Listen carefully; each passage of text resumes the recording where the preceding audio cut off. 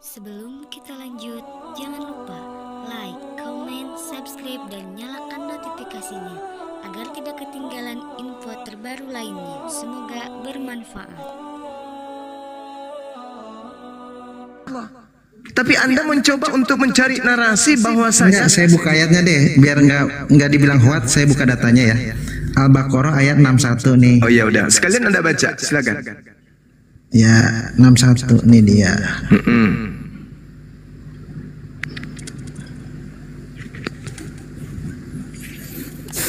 Dari atas ya.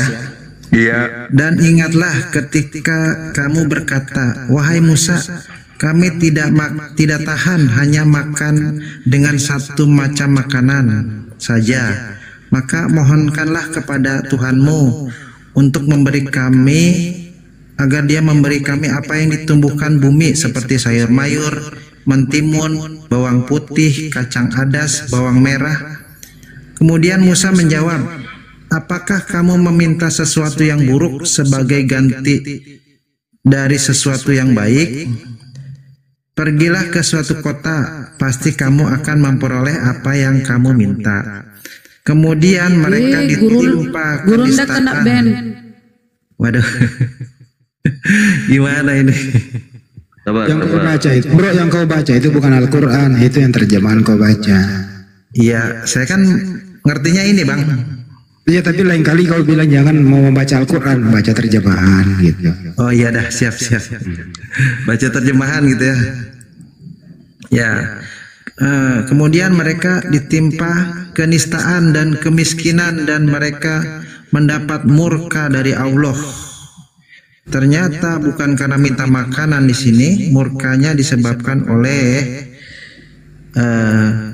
hal itu terjadi karena mereka mengingkari ayat-ayat Allah dan membunuh para nabi-nabi sebelumnya. Nah, yang pertanyaan saya adalah, siapa nabi-nabi zaman Musa atau sebelum Musa yang dibunuh ini, Bang? Ya, makasih. Bisa Anda tunjukkan kepada saya bahasa Arab kata sebelumnya di situ? Ya. Boleh? Ada kata sebelumnya di sana, silakan. Ya. Ada? Yakin? Ini mereka dimiskan ternyata bukan karena minta makanan. Ini kan enggak mereka yang minta makanan. Ya, saya sudah akui itu, saya sudah akui. Yang saya minta itu nabi-nabi sebelumnya itu Anda dapatkan dari bahasa Al-Qur'an yang mana? Ini mereka dihukum karena membunuh para nabi. Nah, siapa nabi-nabi yang dibunuh mereka ini, Bang? Kata sebelumnya mana? Ada. Oh ini, tadi saya salah baca berarti. Anda mencoba memframing Al-Quran. Ini enggak, kata saya Allah. salah baca. Membunuh para nabi-nabi dan mengingkari ayat-ayat. Anda ingin alasan yang tanpa hak. Anda ingin menggiring kami umat Islam yang paham original teks dengan pemahaman kekristenan Anda sebagai pengikut Paulus. Di situ tidak ada kata nabi-nabi sebelumnya, tapi Anda sadar itu, Anda menambahi supaya yang dianggap di sini adalah nabi yang datang sebelum Nabi Musa.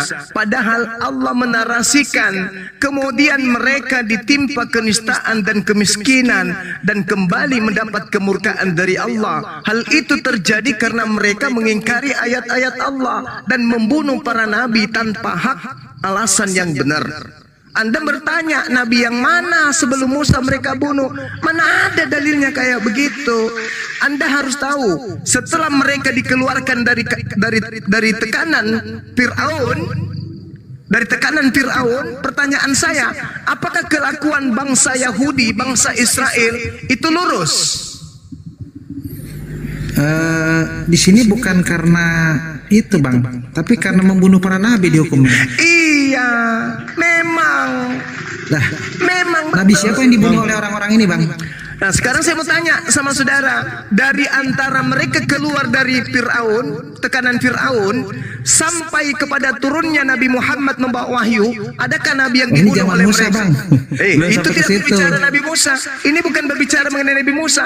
Ini keterangan yang datang kepada Nabi Muhammad, koplak. Ini keterangan ini zaman Musa nih, ini zaman Nabi Musa. Ini Nabi Musa. Musa diceritakan. Tetapi apa kata Allah kepada Nabi Muhammad? Apa kata Allah kepada Nabi Muhammad setelahnya? Boleh saya bilang, Bang?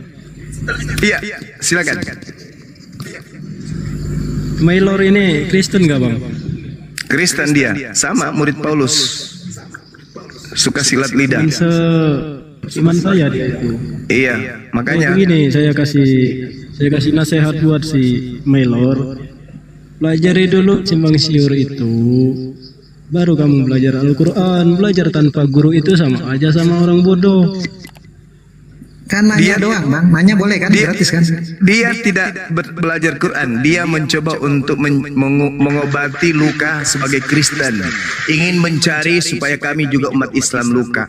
Padahal Al-Quran ini perintah kepada Nabi Muhammad. Wa iskultum, dan ingatlah. Siapa yang disuruh mengingat di situ? Nabi Muhammad. Jadi ini keterangan Nabi Muhammad, keterangan Allah kepada Nabi Muhammad. Bukan Tuhan sedang menceritakan tentang keadaan pada masa itu, tetapi ini keterangan Allah kepada Nabi Muhammad. Kemudian mereka ditimpa kenistaan dan kemiskinan. Kapan itu? Ada nggak sejarahnya mereka terombang-ambing kemudian di Babilonia? Ada nggak? Di pembuangan? Ada nggak? Ada yang ngerti nggak itu? Iya, di situ dia dimurkai bukan karena minta makanan ternyata. Memang nggak ada di situ diceritakan dimurkai karena membunuh para nabi. Padahal mereka awalnya minta makanan kan. Bro, izin dulu ya. Ini kan Anda yang bertanya, kenapa Anda yang nerangin? Atau dibalik dan juga nanya Al-Quran ke Anda yang nerangin mau? Dia membingungkan. Iya memang karena kamu Kristen, kamu pasti bingung. Kamu pasti bingung. Namanya Kristen. Kristen itu, dengarkan ini, seluruh Indonesia harus dengar ini. Orang Kristen itu kebanyakan kalau bertanya tentang Al-Quran paling kritis. Wah, paling hebat. Kalau tanya tentang terjemahan Al-Quran, wah, orang yang paling kritis pokoknya. Pokoknya tidak boleh ada daun kering yang berjatuh tanpa kita kasih alasan. Kenapa daun itu berjatuh? Ketika dia jatuh ke tanah, kenapa arahnya tidak mengarah ke selatan? Terus kenapa harus tangkainya dulu? Kenapa bukan daunnya dulu? Terus kenapa ketika dia jatuh ke bawah, bunyinya tidak seperti daun kering? Kenapa daunnya kayak piring? Nggak boleh kayak begitu. Harusnya kalau dipandang dari kiri, dia harus nampak seperti daun kelapa. Tapi faktanya, saya lihat dari kanan, dia nampak seperti daun serai. Nggak bisa, nggak boleh. Harus kayak gini, harus kayak gitu. Itulah Kristen. Itulah Kristen. Tapi coba tanya dia tentang Bible, lumpuh. Kalau bisa dia jadi kecoa aja, penting jangan kau tanya tentang Bible-nya. Jangan kau tanya tentang Bible Kristen itu, jangan puasa. Itulah dia. Terlontar ungkapan-ungkapan yang tidak rasional alias irasional. Tapi kalau bertanya tentang terjemahan Al-Quran, wah kayak gitu tadi, kayak gitu. Kenapa begini? Kenapa begitu? Itunya kenapa? Kenapa itunya? Kenapa bagaimana? Di mana dan kemana? Untuk siapa dan kapan? Ah, itulah Kristen. Itulah Kristen. Itu tipikal itu. Itu sudah dibawa dari rahim ibunya tuh. Tapi kalau ada orang bertanya tujuannya untuk pintar, nah itu baru orang yang akan mendapatkan secercah sinar ilahi untuk mendapatkan hidayah. Tapi kalau yang kayak itu tadi, wow, itu namanya orang bodoh yang sombong. Sudah, ya silakan Bang. Dong banyak kalau orang bodoh yang sombong, iblis dong. Kan mereka bukan lagi hamba Tuhan. Mereka bukan hamba Tuhan lagi. Galatia 5 nomor 1. Kita sudah dimerdekakan dari Kristus. Jangan lagi kamu mau dikenakan kuk penghambaan. Sekarang ini kita ini bukan hamba lagi. Sekarang ini kita adalah anak-anak Tuhan. Kita adalah pewaris Tuhan. Maka selayaknya Tuhan tidak ada yang perintah. Begitu juga kita nggak boleh diperintah. Kita harus merdeka, bebas, mau apa saja. Karena kita ini sudah mensifati sifat-sifat Kristus. Sifat-sifat Kristus, apakah Kristus anak Maria bebas dari perintah? Tidak taat kepada perintah? Tidak tunduk kepada perintah Kristus anak Maria? Tunduk atau tidak? Enggak, Tunduk. Tapi mereka ini tunduk apa tidak? Tidak. Jadi mereka ini Kristus apa? Kristus yang asli atau yang palsu? palsu paman, lucu. Itulah dia. Jadi kita diskusi manusia 100%, iblis 100%. Karena kenapa dia tak tanggalkan akal? Kalau saudara Kristen ini, alhamdulillah, teman Kristen dia masih mau mendengarkan. Artinya, ya kalau saya ikuti Islam, apa yang dia kasih ke saya? Surga. Menurut Islam. Nah, kalau saya tetap di Kristen, apa yang saya dapat dari Kristen? Neraka. Menurut siapa? Menurut Bible. Mana dalilnya? Matius 7 nomor 22-23. Ya toh? Seperti itulah adanya. Silakan teman-teman. Izin Gerunda, dibuka WA-nya itu ada yang pesan perumahan, barusan telepon ke saya. Nomornya udah saya kirim ke Gerunda. Lanjut Bang Andi. Ya. Yang paling parah tadi itu Banyu Mak jeli banget loh. Sampai bisa di original teksnya kan, di Al-Quran tadi itu nggak ada loh itu kata sebelum. Banyu Mak jeli banget loh. Saya juga nggak nyampe ke situ loh, Pandito. Ustaz Alif ya. Alhamdulillah itu loh. Jadi Kristen ini suka ngedit, nambahin. Kalau nggak nambahin ngurangin. Jadi kalau nggak jeli, lu pasti menjawab. Nabi siapa sebelum Musa di sana, maksudnya yang dibunuh kan gitu. Kalau nggak ada kata sebelumnya Banyu Mak, jeli banget sampean, masya Allah. Muridnya Bang Handi, siapa dulu Bang Handi, masya Allah. Lanjut. Itulah saya maksud teman-teman, kalau nggak ngerti Al-Quran ya jangan coba-coba dah. Kamu akan tergiring loh. Kalau nggak jeli kayak Banyu Mak, yakin, bener, yakin kamu akan tergiring. Pasti kamu berusaha menjawab sebelum Nabi Musa siapa yang dimaksud. Kalau tidak ada kata sebelum, Nabi Musa itu lanjut ke bawah. Diberitakan kepada Nabi Muhammad SAW bahwa ada Nabi yang dibunuh, bukan sebelumnya. Nah ini kalau kau terpana, terpaku di sana, nauzubillah min dzalik, selesai kau menjadi seorang Muslim. Begitu kira-kira. Lanjut. Iya. Makanya dikatakan Al-Quran, Dinda, wa ikhwanuhum yamuddunahum fil ghayyi tsumma la yuksirun.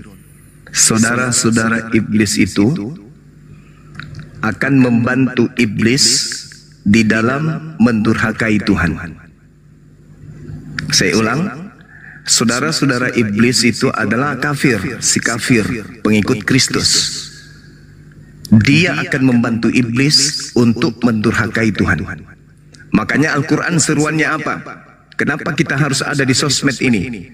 Sebagai pasukan yang kemudian membatasi pergerakan-pergerakan pemurtadan dan pendangkalan akidah. Apa kata Allah? Innal ladina amanu yuqatiluna fi sabilillah. Oke, kita bangga dengan itu. Kita lihat, kita teropong ke depan. Siapa musuh kita?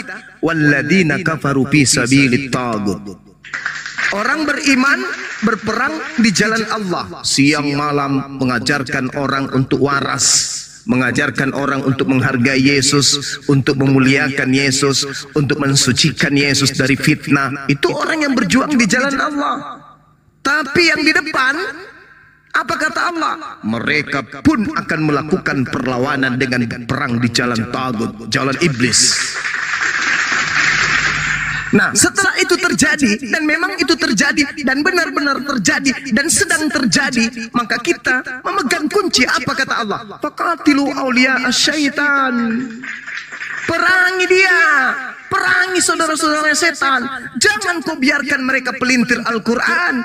Jangan kau biarkan mereka menggunakan nama Allah dan mereka gunakan pada bukan yang tempat yang semestinya. Jangan kau biarkan mereka menggunakan istilah Al-Quran di mana mereka menggunakan istilah itu pada bukan tempat yang seharusnya. Faqatilu awliya syaitan. Perangi mereka. Inna qaida syaitan kana daif. Sesungguhnya pengaruh-pengaruh setan itu lemah. Yang membuatnya kuat siapa? Pengikut Kristus dalam wujud manusia. Ya, maka jangan kita lemah. Kita harus kuat hadapi mereka. Ketika Allah mengatakan innal ladzina amanu yuqatiluna fi sabilillah. Jadi mereka yang ikhlas, ridha, 24 jam memperjuangkan tali agama Allah. Kemudian ada orang-orang yang selalu senang dengan penderitaan orang-orang yang berjuang, maka itu adalah pasukan-pasukan setan.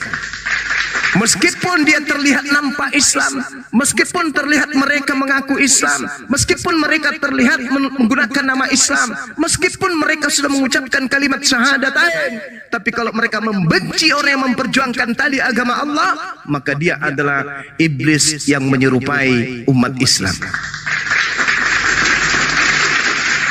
Pahami itu. Bagaimana Nabi Musa alaihissalam muncul kemudian orang-orang yang masuk di dalamnya ngaku-ngaku sebagai kaumnya. Bagaimana dengan Nabi Isa alaihissalam muncul orang di dalam barisannya ngaku-ngaku sebarisan dengannya tetapi nusuk dari dalam. Ingat bagaimana Yesus kemudian orang-orang yang menjadi orang pilihannya di antaranya ternyata ada iblis. Begitulah yang ada di akhir zaman ini. Ada orang yang sedang memperjuangkan tali agama Allah, memperjuangkan akidah Islam, dia malah kemudian marah, sirik, dengki, iri, hasad, husud, sari santet kemana-mana dan seterusnya. Ada yang seperti itu. Maka mari yuk teman-teman yang mendengarkan di bawah, yang ada di TikTok, yang ada di YouTube, dimanapun Anda berada, dukung pergerakan apologet Islam Indonesia. Faqatilu awliya syaitan. Mari kita perangi saudara-saudara setan ini. Dengan cara apa? Perang argumentasi, perang data. Sekira begitu dari saya. Saya makan siri dulu sebentar. Silakan. Baik. Allahu Akbar, Allahu Akbar, Allahu Akbar. Baik, Krisna sudah di atas lagi. Krisna boleh di open mic-nya. Kalau tadi bertanya tentang kenapa harus Islam sudah dijabarkan, izinkan saya coba mengingatkan kembali Krisna. Krisna masih menganggap terlempar saya. Iya.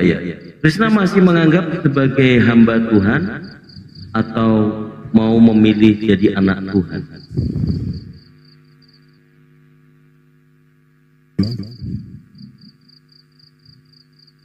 Krisna? Iya. Bukannya menurut Krisna? Iya. Sama itu Kak. Dari data tadi yang dibacakan, Matius 23 nomor 31 sampai 33, kemudian ditegaskan oleh Paulus di Galatia 5 nomor 1 bahwa kemerdekaan itu sudah tidak lagi menjadi hamba Tuhan, melainkan menjadi anak Tuhan. Sementara Yesus di Matius pasal 12 perikopnya itu dia hamba Tuhan. Yesus hamba Tuhan. Jadi Anda mau menyaingi Yesus sebagai anak Tuhan atau hamba Tuhan? Bukannya itu sama aja? Hamba sama anak itu sama kan? Ya, izin Bang Dito, bentar. Ini ribut yang di bawah host tidur. Barusan saya ngomong kan, masa host tidur? Ada yang mau syahadat katanya. Coba siapa namanya, Kang Dito dipantau dulu di bawah. Siapa namanya? Coba. Biar gak ribut netizennya. Baik. Memantau. Oke, sebentar ya Bang Krisna ya. Kalau nanti kelempar lagi, langsung saja. Tidak naik lagi. Mana? Atas nama siapa yang mau syahadat? Ada slot 01, silakan naik. Jadi teman-teman yang memonitor di bawah, tolong di tag. Mana? Gak ada. Baik, kalau gitu teman-teman kita ini izin dulu kan itu. Kita ini baca typing, tapi kita nggak perlu menanggapi kalau nggak penting. Itu hanya membelokkan topik, gitu loh. Kalau mau syahadat itu nggak begitu caranya ya. Oke, lanjut. Iya, orang lagi diskusi ribut terus.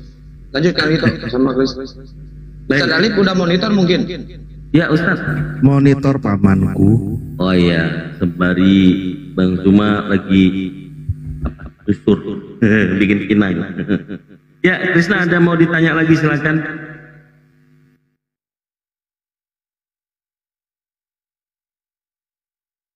Saya jawab ya kalau gitu.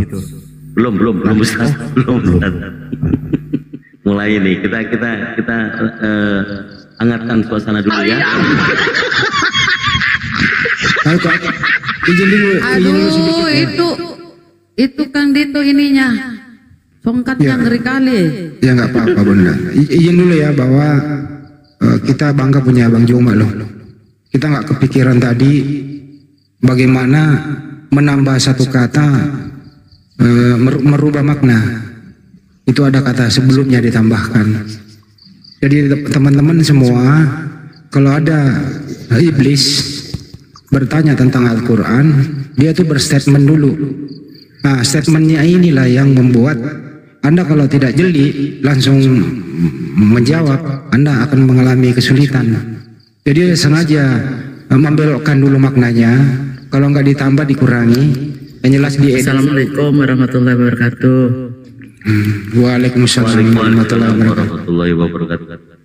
Terus saya lanjutin dulu dikit ya. Terus kemudian jangan langsung main jawab.